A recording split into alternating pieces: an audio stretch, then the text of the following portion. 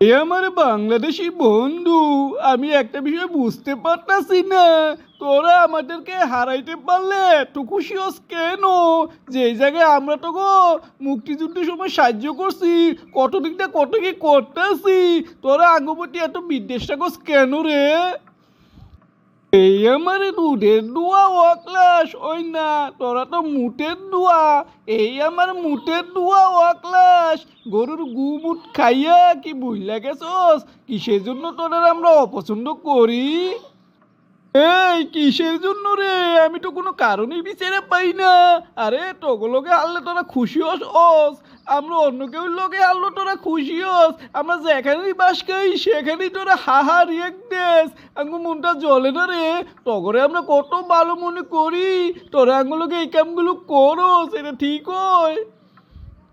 এই আঙ্গরে যদি তোরা ভালোই ভাবতি, বন্ধুই মনে করতি, তাহলে বিশ্বের সবচেয়ে বেশি লোক আঙ্গ সীমান্তে তোরা মারতি না। তোরা কথায় কথায় আঙ্গরে দখলের হুমকি দেস, ছোট মনে করস, যাটা ব্যবহার করস। আমরা কি তোকে পদেশ রে এমন ভাব ধরস আর কস তুই কিছুই জানোস না? এগুলো তো সরকার করে, সরকারে কোনো আকাম কুকাম করলে ওইখানে হাহা রিয়েক্ট দেস। আঙ্গো খেলোয়াড়রা কি দোষ করছে রে? এই তোকে খেলোয়াড়রা কি করছে মানে? তোকে ক্রিকেট বোর্ড অন্যায়ভাবে আইসিসি কে নিয়ন্ত্রণ করে। গরু ছাগলের মতো কিছু জনগণ আছে খোলা মাঠে পায়খানা কইরা টাকা পয়সা জুয়ার মাধ্যমে খেলার মধ্যে লাগায়।